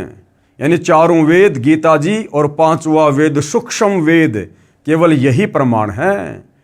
किसी के कहने से, किसी के बहकाने से आप जी ने मनमुखी रूप से साधना नहीं करनी है, मंत्रों का जाप नहीं करना, हवन यज्ञ धार्मिक अनुष्ठान नहीं करने, अन्यथा ना रिद्धि को प्राप्त होगे, ना सिद्धि मिलेगी और ना ही परम गति होगी। ऐसा जानकर तू शास्त्र विधि से नियत कर्म कर, यानी शास्त्रों में जो भक्ति कर्म करने के लिए आदेश है वही कर, यानी शास्त्रों में जो नहीं लिखा है वह न कर, जो शास्त्रों में वर्णित है यानी लिखा है वही साधना कर। पढ़िए प्रमाण के लिए गीता अध्याय 16 श्लोक 24 की फोटोकॉपी इसी पुस्तक के पेज नंबर 87 पर, जो कि पहले हम पढ़ चुके हैं। अब आगे क्या कहा जा रहा है भाइयों और बहनों, ध्यान पूर्वक सुनिएगा, क्योंकि विशेषकर हिंदू समाज भाइयों और बहनों भ्रमित धर्म गुरुओं के कारण सदियों से भ्रमित है। सत्य साधना कभी हमारे को सुंघाई भी नहीं गई, कभी दिखाई भी नहीं गई हमारे को, क्योंकि हमारे नादान धर्मगुरुओं को स्वयं ज्ञान नहीं था और हमारे अंदर सदियों से अज्ञान ठोक दिया गया है। शास्त्र विरुद्ध साधना करवा करवा कर हमें अज्ञानी बना दिया गया है। अब सतगुरु रामपाल जी यानी वह तत्वदर्शी संत प्रमाण दिखा दिखा के, सबूत दिखा दिखा के अपने ही पवित्र धर्मशास्त्रों से हमें जगा रहे हैं, बता रहे हैं। तो भाई और बहनों, हमने थोड़ा ध्यानपूर्वक देखना पड़ेगा, सुनना पड़ेगा, बार बार हमने रिपीटिशन भी करना पड़ेगा, तब जाकर हमारे हृदय में समाएगी। क्योंकि झूठ को, अज्ञान को हमने सदियों से हजारों लाखों बार सुना, तो वो झूठ हमारे लिए सत्य हो गया। अब जो ये सत्य बताया जा रहा है, इसको भी जब हम बार बार पढ़ेंगे, रिवीजन करेंगे, तो सत्य है, अपनी जगह ऑटोमेटिक बना लेगा। पवित्र गीता वेदों व पुराणों में भी पितर व भूत पूजा मोक्षदायक नहीं बताई है। यानी जो शास्त्र हैं हमारे, चारों वेद, गीता जी, 18 पुराण, वैसे तो भाई और बहनों ये जो चारों वेद है, गीता जी हैं, 18 पुराण हैं, ये हिंदू धर्म के नाम लिख दिए गए हैं। अन्यथा ये जो शास्त्र हैं ये स्पेशल हिंदुओं के लिए नहीं हैं, ये पूरे विश्व के लिए हैं, पूरे विश्व के मानवों के लिए हैं।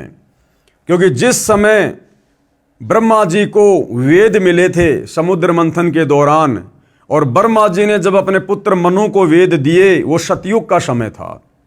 और सतयुग में भाई और बहनों कोई धर्म नहीं था, कोई जाति नहीं थी। हम इंसान इस कलयुग की तरह आपस में धर्म और जातियों में बटे हुए नहीं थे। हम सभी सनातनी थे। हम सब वेदों के अनुसार भक्ति साधना किया करते थे।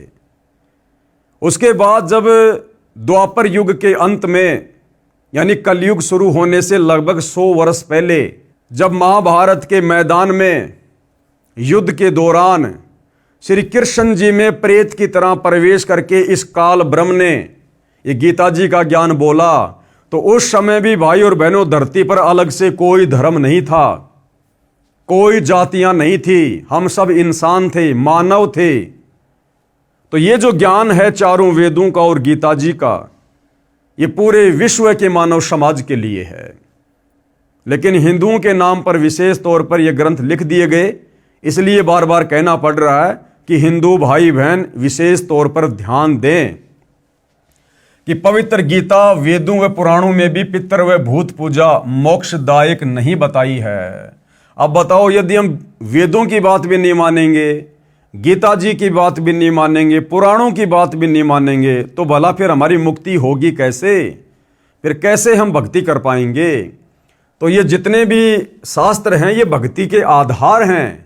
अगर इनके अनुसार हम भक्ति साधना करेंगे तो हम अध्यात्म में सफलता की ओर आगे बढ़ेंगे।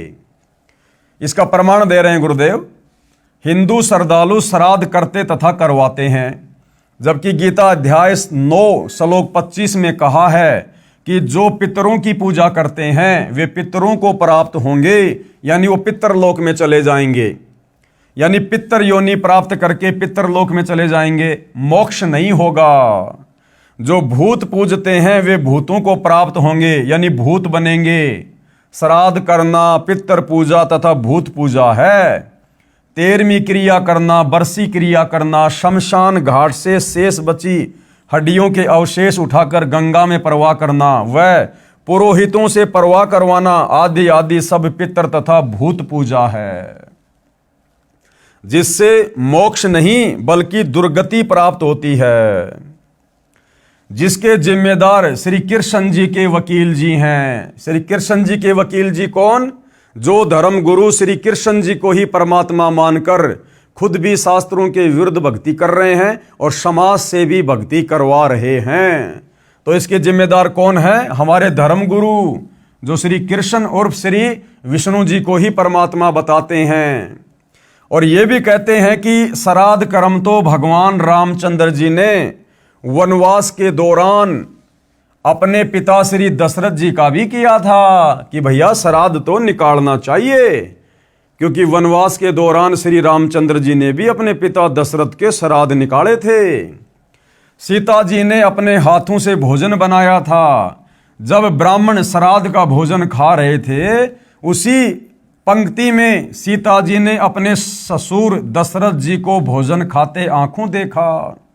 सीता ने घूंघट निकाला और श्री रामचंद्र को बताया, दशरथ जी स्वर्ग से श्राद्ध खाने आए थे, इसलिए श्राद्ध कर्म करना चाहिए। ये हमारे धर्मगुरु कहते हैं। अब विचार करो भाइयों और बहनों, एक तरफ तो कहते हैं कि रामचंद्र जी के पिता दशरथ जी मरने के बाद में स्वर्ग चले गए थे और फिर स्वर्ग से श्राद्ध खाने के लिए धरती पर आए थे। अब विचार करो भाइयों और बहनों, फिर वो काहे का स्वर्ग है जिसमें भोजन भी खाने को नहीं मिलता। उस स्वर्गवासी को भोजन करने के लिए भी नीचे धरती पर आना पड़ा। तो भाइयों और बहनों, इससे क्या सिद्ध होता है कि श्री रामचंद्र जी के पिता दशरथ जी ने शास्त्र अनुकूल साधना नहीं की। उनके धर्म गुरुओं ने उनको शास्त्रों के अनुसार साधना नहीं करवाई, जिसके चलते दशरथ जी को स्वर्ग भी प्राप्त नहीं हुआ। वो पितर योनि में चले गए। पितर योनि में भूत, वो भूत बने और उसके बाद श्राद्ध का भोजन खाने के लिए वो नीचे धरती पर आए, जब रामचंद्र जी ने दशरथ जी के श्राद्ध निकाले थे वनवास के समय। अगर वो स्वर्ग में होते तो क्या स्वर्ग में भोजन नहीं मिलता? फिर काहे का स्वर्ग है वो, जिसको भोजन खाने के लिए भी धरती पर आना पड़ रहा है? तो भाइयों और बहनों, ये उल्टी साधना सतयुग से चली हुई है, सतयुग से। जब आप जी पहले की वीडियो देखेंगे, इस पुस्तक को पढ़ेंगे, तो आपको पता चलेगा कि सतयुग की शुरुआत में 1,00,000 वर्ष तक सत्य साधना हुआ करती थी शास्त्रों के अनुसार। उसके बाद से, यानी ऋषभ देव जी के बाद से, ये सत्य साधना धीरे धीरे लुप्त होती चली गई। ऋषि मुनि साधु संत महात्मा अपने अपने भक्ति अनुभव समाज में ज्यादा फैलाने लगे, मनमुखी साधना अधिक करवाने लगे। वेदों को पढ़ते अवश्य थे, लेकिन वेदों को समझना कोई बच्चों का काम नहीं है। तत्वदर्शी संत की शरण बिना वेदों के सार को नहीं समझा जा सकता। तो इतने लंबे समय से भाइयों और बहनों, हमारे पूर्वज जो शरीर छोड़ते थे, वो शास्त्र विरुद्ध साधना करने के चलते कोई तो भूत योनि में जाता था, कोई प्रेत योनि में जाता था, कोई पितर योनि में जाता था। अर्थात ये योनियां भी 84 लाख योनियों के अंतर्गत आती हैं, प्रेत योनि, पितर योनि और भूत योनि। तो हमारे धर्मगुरु हवाला देते हैं फिर श्राद्ध का समर्थन करते हुए कि ये श्राद्ध तो रामचंद्र जी ने वनवास के दौरान अपने पिता दशरथ के भी निकाले थे, हमें भी निकालने चाहिए। अरे भैया, श्री रामचंद्र जी ने तो अपनी गर्भवती पत्नी को अयोध्या से भी निकाल दिया था, तो क्या आज हम सभी हिंदू भाई बहनों को भी अपनी अपनी गर्भवती पत्नियों को घर से बाहर निकाल देना चाहिए क्या? श्री रामचंद्र जी ने तो अपनी धर्मपत्नी सीता की अग्नि परीक्षा भी ली थी, तो क्या हम भी जला दें अपनी अपनी पत्नियों को? कहने का मतलब है, ये कोई तुक नहीं बनता है अपनी बात को ऊपर रखने का। अब सतगुरु रामपाल जी क्या जवाब दे रहे हैं? इन्होंने, किन लोगों ने? हमारे ज्ञानहीन धर्म गुरुओं ने, श्री कृष्ण जी के वकीलों ने।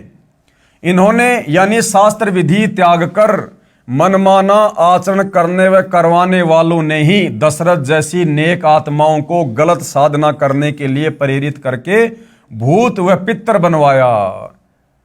फिर वह श्राद्ध ही खाएगा, उसे स्वर्ग के पकवान कहां से मिलेंगे या मोक्ष कहां से मिलेगा? गीता में चारों वेदों वाला ज्ञान संक्षिप्त में कहा है। गीता अध्याय 9 श्लोक 25 में श्राद्ध और पिंड दान आदि कर्मकांड को गलत कहा है। अरे हमारी गीता जी हिंदुओं का सर्वश्रेष्ठ शास्त्र, जिसको हम शिरोधार्य मानते हैं, नित्य जिसका पाठ करते हैं, ये गीता जी खुद मना कर रही है कि भैया श्राद्ध मत निकालो। श्राद्ध निकालोगे तो भूत बनोगे, भूत अपने पूर्वजों के पास जाओगे। जो तुम्हारे दादा परदादा जिनके तुम श्राद्ध निकाल रहे हो ना, वो भूत बने हुए हैं, तुम भी वहीं जाओगे अगर उनकी पूजा करोगे तो। और ये पिंड दान करना, ये सब भूत पूजा में आता है। मरने के बाद अस्थियां गंगा जी में ले जाकर डालना, उसकी 13 माही करना, 6 माही करना, उसकी समाधि बना के पूजना, उसकी बरसी मनाना, ये सब भूत पूजा में आता है। अगर हम ये कर्मकांड करेंगे जिनका वेदों में, गीता में कहीं कोई उल्लेख नहीं है, तो हम भी मरने के बाद उसी दुर्गति को प्राप्त होंगे। गीता में चारों वेदों वाला ज्ञान संक्षिप्त में कहा है। गीता अध्याय 9 श्लोक 25 में श्राद्ध व पिंड आदि कर्मकांड को गलत कहा है। मार्कंडे पुराण में भी प्रमाण है कि वेदों में पितृ पूजा, भूत पूजा यानी श्राद्ध करना अविद्या यानी मूर्खों का कार्य बताया है। अब बताओ, एक तरफ तो हम अपने आप को हिंदू कहते हैं और हिंदुओं का सर्वश्रेष्ठ ग्रंथ गीता जी, हम गीता जी की भी बात नहीं मान रहे, हम गीता जी के अनुसार भी साधना नहीं कर रहे, तो काहे के तो हम हिंदू हैं भाई, और काहे के फिर हम धार्मिक व्यक्ति हैं। तो गुरुदेव कह रहे हैं कि ये श्राद्ध निकालना, पिंड दान करना, ये तो वेदों में भी आदेश नहीं है और मार्कंडे पुराण में भी इस प्रकार की साधना, श्राद्ध निकालना, पिंड भरना, इसको अविद्या यानी मूर्खों की साधना बताया है। पेश है प्रमाण के लिए गीता अध्याय 9 श्लोक 25 की फोटोकॉपी। अब गीता जी क्या कह रही है?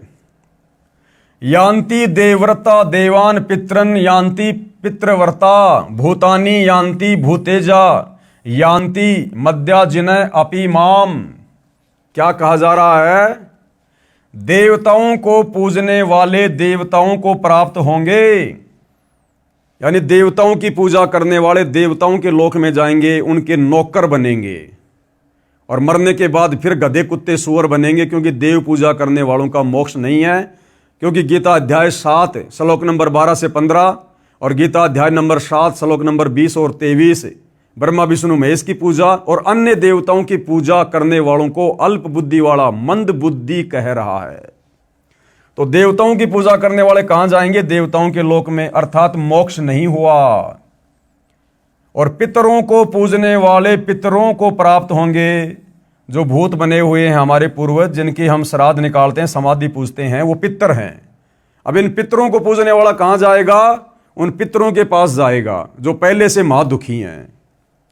और भूतों को पूजने वाले भूतों को प्राप्त होंगे। भूत पूजा क्या है? श्राद्ध निकालना, ये भूत पूजा है। क्योंकि हमारे पूर्वज शास्त्र अनुकूल भक्ति साधना के अभाव में भूत बन गए, और हम यदि उनके श्राद्ध निकालेंगे तो वो भूत पूजा कहलाती है। अगर हम श्राद्ध निकालेंगे तो मरने के बाद फिर हम उन्हीं के पास जाएंगे, हमारे पूर्वजों के पास जो भूत योनि में हैं, पहले से महादुखी हैं। और मेरा पूजन करने वाला भगत मुझको ही प्राप्त होता है। और ये काल ब्रह्म, गीता का ज्ञान देने वाला ब्रह्म कह रहा है कि मेरी काल ब्रह्म की भक्ति करने वाला मुझे प्राप्त होगा। तो ये कहाँ रहता है? ये ब्रह्मलोक में रहता है। और गीता अध्याय 8 श्लोक 16 में खुद कह रहा है कि ब्रह्मलोक में गया हुआ साधक भी पुनरावृत्ति में है, अर्थात मेरे ब्रह्मलोक में जाकर भी वापस जन्म मरण में आना पड़ेगा। यह अनुवाद श्री जयदयाल गोविंदका जी का किया हुआ है। गीता प्रेस गोरखपुर से प्रकाशित है। इसमें लिखा है कि इसलिए मेरे भक्तों का पुनर्जन्म नहीं होता। लास्ट में यहां पर क्या लिखा हुआ है? इसलिए मेरे भक्तों का पुनर्जन्म नहीं होता। कौन कहता है? ये काल। लेकिन ये काल ऐसा नहीं कह रहा कि मेरे भक्तों का पुनर्जन्म नहीं होता। ये काल तो सीधा सीधा अध्याय 8 श्लोक नंबर 16 में कह रहा है कि ब्रह्मलोक में गया हुआ साधक भी जन्म मरण में है, पुनरावृत्ति में है। और यहां भी ये नहीं कह रहा इसलिए मेरे भक्तों का पुनर्जन्म नहीं होता। यहां पर भाइयों और बहनों अनुवादकर्ता की गलती है, अनुवादकर्ता की। कैसे? यह अनुवाद श्री जयदयाल गोविंदका जी का किया हुआ गीता प्रेस गोरखपुर से प्रकाशित है। इसमें लिखा है कि इसलिए मेरे भक्तों का पुनर्जन्म नहीं होता। यह गलत लिखा है। ये जो लिखा हुआ ना, ये गलत है। प्रथम तो मूल पाठ में ऐसा कोई शब्द नहीं है जिसका अर्थ यह बनता हो, यानी ये जो मूल पाठ है, जो ये संस्कृत है, इसमें कहीं भी ऐसा कोई शब्द नहीं है जिसका अर्थ ये निकलता हो कि इसलिए मेरे भक्तों का पुनर्जन्म नहीं होता। ये अनुवादकर्ता का मनमुखी अनुवाद है। दूसरे गीता ज्ञान देने वाले ने, यानी इस ब्रह्म ने, गीता अध्याय 2 श्लोक 12 में, गीता अध्याय 4 श्लोक 5 में और गीता अध्याय 10 श्लोक 2 में स्पष्ट किया है कि मेरा पुनर्जन्म होता है। भाई जब इस काल का खुद का पुनर्जन्म होता है, ये खुद जन्म और मृत्यु में है, तो भला ये फिर यहां कैसे कहेगा कि मेरे भक्तों का पुनर्जन्म नहीं होता? जब ये भगवान ब्रह्म खुद जन्म और मरण में है, पुनर्जन्म में है, तो यहां फिर ये क्यों कहेगा कि इसलिए मेरे भक्तों का पुनर्जन्म नहीं होता? तो यहां पर ये अनुवादकर्ता की अपनी मनमुखी सोच है जो अनुवाद इसने किया है। ये तो बार बार जन्मता और मरता है। जब गीता ज्ञानदाता स्वयं जन्मता मरता है तो पुजारी का जन्म मरण कैसे समाप्त हो सकता है?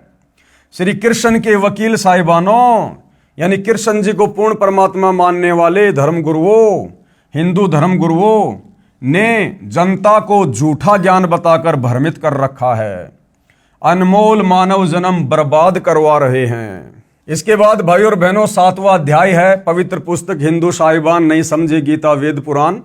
श्राद्ध पिंडदान गीता अनुसार कैसा है?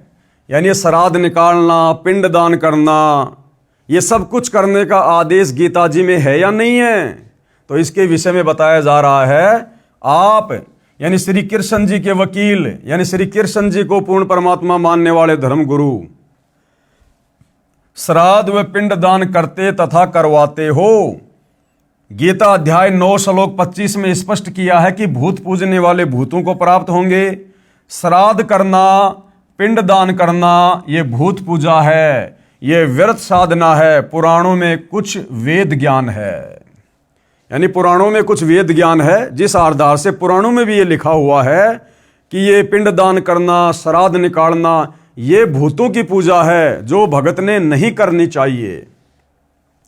अब ये श्राद्ध और पिंडदान के विषय में भाई और बहनों एक रुचि ऋषि की कथा है जो कि श्री मार्कंडेय पुराण में लिखी हुई है।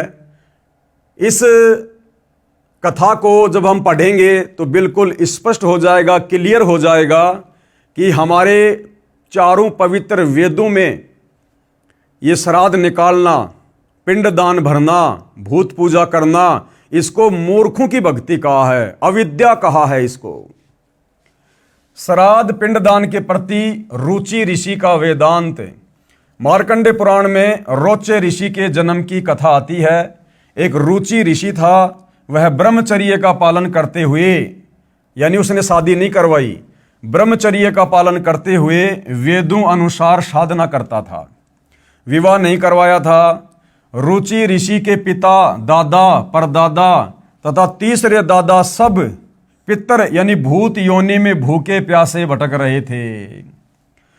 उस रुचि ऋषि के बाप, उसका दादा, उसका परदादा, उसका तीसरा दादा, वो भी ब्राह्मण थे, धर्मगुरु थे, वो भी कर्मकांड करवाया करते थे, वो भी वेदों को पढ़ा करते थे। लेकिन वेदों को पढ़ने के बावजूद तत्व ज्ञान के अभाव में वे खुद वेदों के विरुद्ध साधना किया करते थे, जिस कारण से शरीर छोड़ने के बाद रुचि ऋषि के पूर्वज भूत योनि में चले गए, उनकी मुक्ति नहीं हुई। एक दिन उन चारों ने रुचि ऋषि को दर्शन दिए तथा कहा कि बेटा, आपने विवाह क्यों नहीं किया? विवाह करके हमारे श्राद्ध करना।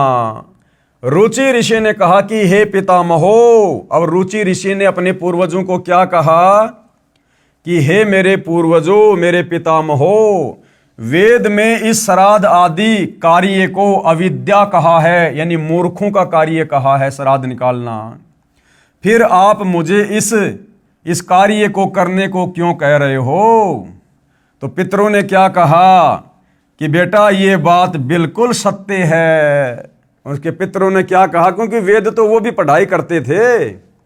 पितरों ने कहा कि यह बात सत्य है कि श्राद्ध आदि कर्म को वेदों में अविद्या अर्थात मूर्खों का कार्य ही कहा है, तनिक भी मिथ्या नहीं है। उसके पूर्वज कह रहे हैं बेटा जरा सी भी इसमें झूठ नहीं है। पितरों ने यह भी कहा कि बेटा तुम जिस मार्ग पर चल रहे हो, यानी तुम जो वेदों के अनुसार भक्ति साधना कर रहे हो ना, यह है मोक्ष का मार्ग है, यानी तेरी गति हो जाएगी, तेरी मुक्ति हो जाएगी। अब विचार करो भाई और बहनों, विचार करो। रुचि ऋषि के पूर्वज सब ब्राह्मण यानी ऋषि थे, वेद पढ़ते थे, कर्मकांड वेद विरुद्ध करते थे, लेकिन भक्ति साधना वेदों के विपरीत किया करते थे, जिस कारण से प्रेत योनि में गिरे।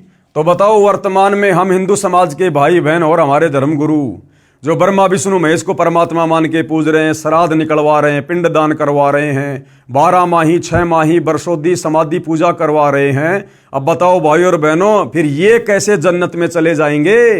अर्थात इस काल ने भ्रमित करके यहाँ सब की दुर्गति करवा रखी है, धर्म के मानने वालों की भी और हमारे धर्म गुरुओं की भी, जिस कारण से प्रेत योनि में गिरे।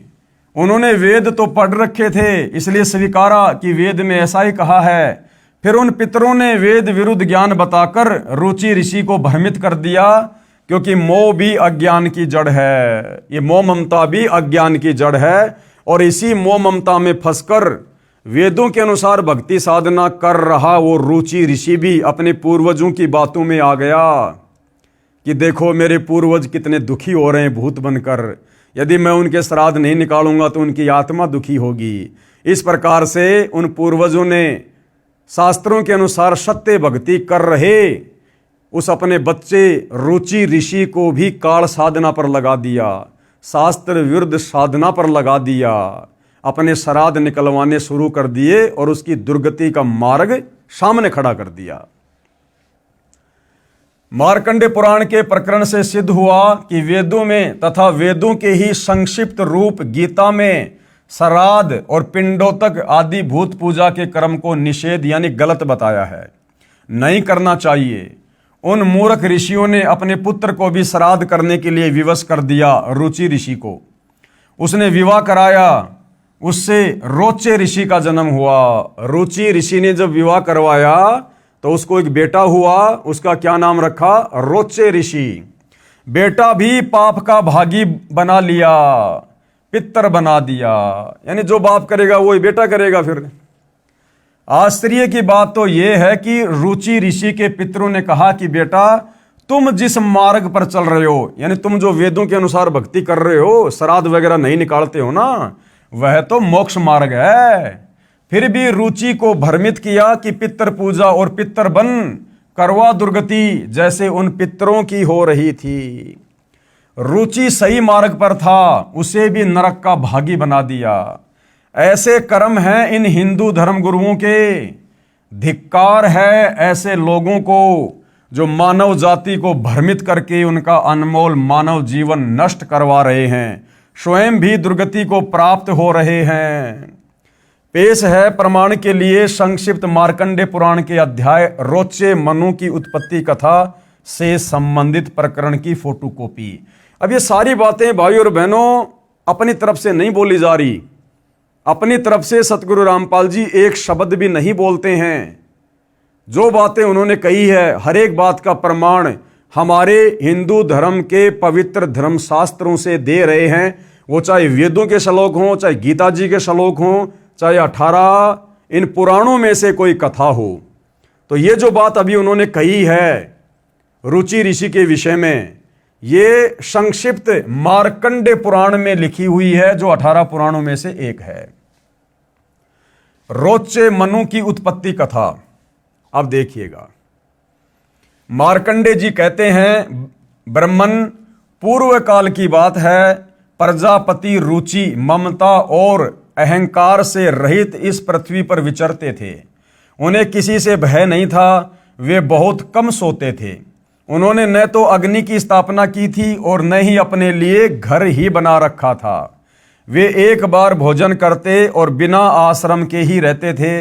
उन्हें सब प्रकार की आसक्ति से रहित एवं मुनिवर्ती से रहते देख उनके पितरों ने उनसे कहा, उस रुचि ऋषि को वेदों के अनुसार सत साधना करते हुए देखकर उसके उन भूत बने हुए उन पूर्वजों ने, उन पितरों ने क्या कहा? पितर बोले, बेटा विवाह स्वर्ग और अपवर्ग का हेतु होने के कारण एक पुण्य कर्म कार्य है, उसे तुमने क्यों नहीं किया? गृहस्थ पुरुष यानी शादीशुदा व्यक्ति समस्त देवताओं, पितरों, ऋषियों और अतिथियों की पूजा करके पुण्यमय लोकों को प्राप्त करता है। अरे नादानो, फिर तुमने क्यों नहीं प्राप्त किए वो पुण्यमय लोक? तुम भी तो वही साधना किया करते थे देवी देवताओं की, फिर तुम्हें वो पुण्यमय लोक प्राप्त क्यों नहीं हुए? तुम क्यों भूत बने हुए फिर रहे हो? वह स्वाहा के उच्चारण से देवताओं को, सवधा के शब्दों से पितरों को तथा अन्नदान आदि से भूत आदि प्राणियों एवं अतिथियों को उनका भाग समर्पित करता है। बेटा, हम ऐसा मानते हैं कि गृहस्थ आश्रम को स्वीकार न करने पर तुम्हें इस जीवन में कलेश पर कलेश उठाना पड़ेगा तथा मृत्यु के बाद और दूसरे जन्म में भी कलेश ही भोगने पड़ेंगे। यानी उल्टा ज्ञान दे रहे हैं वो पितर कि बेटा, अगर तू शादी नहीं करवाएगा तो इस जन्म में भी कलेश पे कलेश होंगे और अगले जन्मों में भी तेरे जीवन में दुख ही दुख होंगे, कलेश ही कलेश होंगे।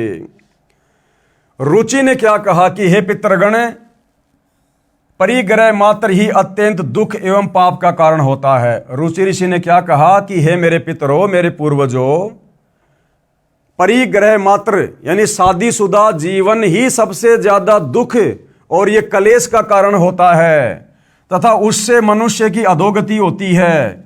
यही सोचकर मैंने पहले स्त्री संग्रह नहीं किया, यानी शादी नहीं की। मन और इंद्रियों को नियंत्रण में रखकर जो यह आत्म संयम किया जाता है वह भी परिग्रह करने पर मोक्ष का साधन नहीं होता। ममता रूप कीचड़ में सना हुआ होने पर भी यह आत्मा को परिग्रह शून्य चित्त रूपी जल से प्रतिदिन धोया जाता है। वह श्रेष्ठ प्रयत्न है। जितेंद्रिय विद्वानों को चाहिए कि वे अनेक जन्मों द्वारा संचित कर्म रूपी पड़ में सने हुए आत्मा का सदा सना रूपी जल से प्रक्षालन करें। पितर बोले, बेटा, जितेंद्रिय होकर आत्मा का प्रक्षालन करना उचित ही है, किंतु तुम जिस पर चल रहे हो वह मोक्ष का मार्ग है। उस रुचि ऋषि के पितर क्या कह रहे हैं कि बेटा, जिस मार्ग पर तुम चल रहे हो ना वह मोक्ष मार्ग है।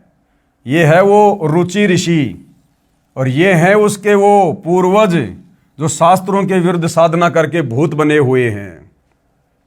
तो ये क्या कह रहे हैं सारे के सारे रुचि ऋषि को कि बेटा, जिस मार्ग पर तुम चल रहे हो ना, जो वेदों के अनुसार साधना कर रहे हो, ये तो मोक्ष मार्ग है, वह मोक्ष मार्ग है। किंतु फलेच्छा रहित दान और शुभाशुभ के उपभोग से भी पूर्वकृत अशुभ कर्म दूर होता है। इसी प्रकार दया भाव से प्रेरित होकर जो कर्म किया जाता है वह बंधन कारक नहीं होता।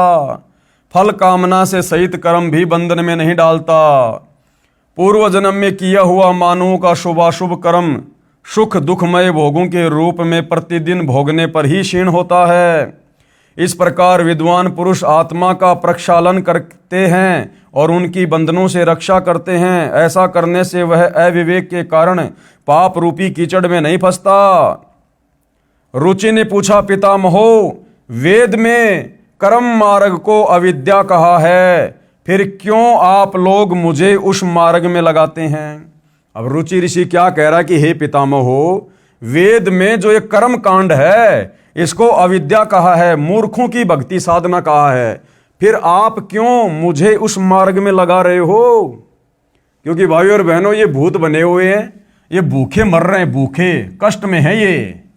अब ये किसी भी प्रकार से बहला के फुसला के इस आत्मा से अपने श्राद्ध निकलवाएंगे ताकि इनका भाग इनको मिल सके और थोड़े बहुत ये संतुष्ट हो सकें।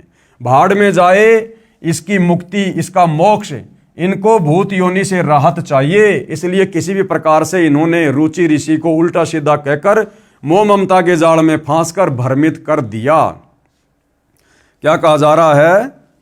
पितर बोले, ये सत्य है कि कर्म को अविद्या ही कहा गया है। यानी जो कर्म कांड हैं, जो भक्ति विरुद्ध जो कर्म है, उनको वेदों में अविद्या यानी मूर्खों की पूजा कहा है। इसमें तनिक भी मिथ्या नहीं है। फिर भी इतना तो निश्चित है कि उस विद्या की प्राप्ति कर्म ही कारण है। विहित कर्म का पालन न करके जो अधम मनुष्य संयम करते हैं वह संयम अंत में मोक्ष की प्राप्ति नहीं कराता, अपितु अधोगति ले जाने वाला होता है। वत्स, तुम तो समझते हो कि मैं आत्मा का प्रक्षालन करता हूं, किंतु वास्तव में तुम शास्त्र विहित कर्मों के न करने के कारण पापों से द्वग्ध हो रहे हो। कर्म अविद्या होने पर भी विधि के पालन द्वारा शोधे हुए विष की भांति मनुष्यों का उपकार करने वाला ही होता है। इसके विपरीत वह विद्या भी विधि की अवहेलना से निश्चय ही हमारे बंधन का कारण बन जाती है। अरे तो तुम लोगों ने तो वो सारे कर्म किए थे ना, जो कर्म अब तुम अपने इस रुचि ऋषि को करने के लिए कह रहे हो, फिर तुम्हारे बंधन क्यों नहीं कटे? तुम क्यों भूत बन के घूम रहे हो फिर? तो भाइयों और बहनों, ये परेशान है, दुखी हैं, और किसी भी प्रकार से इन पांचों ने मिलकर सलाह बनाई है कि हमने इसको कर्म कांड पे लगाना है। अतः वत्स, हे बेटा, तुम विधि पूर्वक स्त्री संग्रह करो, यानी शादी करो। ऐसा न हो कि इस लोक का ये विधान पूरा नहीं हुआ तो तुम भी फिर हमारी तरह ऐसे हो जाओगे, वैसे हो जाओगे। और उसको बेचारे को अंत में कर्म कांड पर लगा दिया। वेदों के अनुसार जो साधना रुचि ऋषि कर रहा था मोक्ष प्राप्ति के लिए, उस मार्ग से, काल प्रेरणा से उन पूर्वजों ने उसे हटा दिया। अब आगे भाइयों और बहनों, आन उपासना करना व्यर्थ है। भाइयों और बहनों, ये पवित्र पुस्तक हिंदू साहिबान नहीं समझे गीता वेद पुराण, इसके अंदर ज्ञान ही ज्ञान है। अज्ञान नाम की बिंदु भी आपको देखने को नहीं मिलेगी। और भाइयों और बहनों, ये ज्ञान धीरे धीरे धीरे धीरे ही हमारी आत्मा स्वीकार करेगी। क्योंकि जिस प्रकार आपके पास एक 64 GB का मेमोरी कार्ड है, और उस 64 GB के मेमोरी कार्ड में यदि आपने रागनी, फिल्मी गाने आदि आदि भर रखे हैं, तो भैया उसमें सत्संग भरने का प्रयास करोगे, नहीं भरे जाएंगे। सबसे पहले आपने उसमें से कुछ डाटा डिलीट करना पड़ेगा। जब उसमें वो रागनियां, वो फिल्मी गाने डिलीट करोगे, तब जाकर उसमें सत्संग भरे जा सकते हैं। तो भाइयों और बहनों, सदियों से हमारे धर्म गुरुओं ने हमारी जो ये मेमोरी है, इसके अंदर अज्ञान ठोक रखा है, पूरा का पूरा, जीबी की जीबी में। अब भाइयों और बहनों, जब तक हम उस अज्ञान को डिलीट नहीं करेंगे, और अज्ञान डिलीट कैसे होगा? जब हम ज्ञान को सुनेंगे, देखेंगे, समझेंगे, प्रमाण देखेंगे, तो धीरे धीरे ये ज्ञान फिर हमारे अंदर समाएगा। और वो पहले वाला अज्ञान जो हमारे शास्त्रहीन तो नहीं कह सकते, शास्त्र भक्तिहीन धर्म गुरुओं ने जो अज्ञान ठोक रखा था, वो धीरे धीरे निकलेगा। तो उसके लिए भाइयों और बहनों, हम धीरे धीरे इस पुस्तक में आगे बढ़ेंगे। आप भी जब भी आपको समय मिले, आप जी यूट्यूब पर संत रामपाल जी के सत्संग अवश्य सुनिए।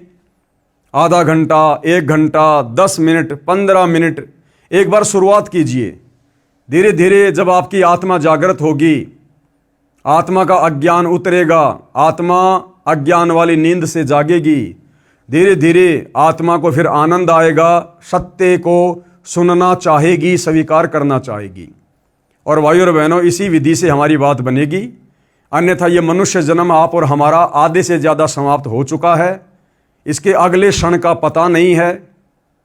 और यदि हमने इस सत्य साधना के अभाव में ये शरीर छोड़ दिया, तो भाइयों और बहनों, हमारी भी दुर्गति होगी। हम भी भूत बनेंगे, पितृ बनेंगे, प्रेत योनि में जाएंगे, लक 84 में जाएंगे, नरक में जाएंगे। क्योंकि आप और हम भी जब से हमने मनुष्य जन्म प्राप्त किया, होश संभाला है, आप और हमने भी वही साधना की है देखा देखी में, जैसे कि हमारे पूर्वज कर रहे थे, हमारे ज्ञानहीन धर्म गुरु हमसे करवा रहे थे। हम वही भूत पूजा करते आ रहे हैं, भैरव भूत हनुमंत की पूजा करते आ रहे हैं, शास्त्र विरुद्ध साधना करते आ रहे हैं, ब्रह्मा विष्णु महेश की साधना करते आ रहे हैं, जिसको करने के लिए गीता जी ने साफ साफ मना किया है। तो भाइयों और बहनों, यदि समय रहते हमने सत्य साधना को स्वीकार नहीं किया, तो आप और हमारी भी दुर्गति दरवाजे पर तैयार है। इसलिए आज वर्तमान में मौका है। सतगुरु रामपाल जी स्वयं तत्वदर्शी संत हैं, सत्य साधना लेकर धरती पर प्रकट हैं। फ़ायदा उठाया जा सके तो उठा लीजिएगा, बाद में पछतावे के अलावा कुछ भी हाथ नहीं लगेगा। तो भाइयों और बहनों, आज के इस एपिसोड में केवल इतना ही। कल परमेश्वर जी के आशीर्वाद से फिर सेवा में हाजिर होंगे। तब तक गुरुदेव भगवान हम सबको आज्ञा दे, आशीर्वाद दे, हमारा मार्गदर्शन करे। बंदी छोड़ सतगुरु रामपाल जी भगवान की जय हो।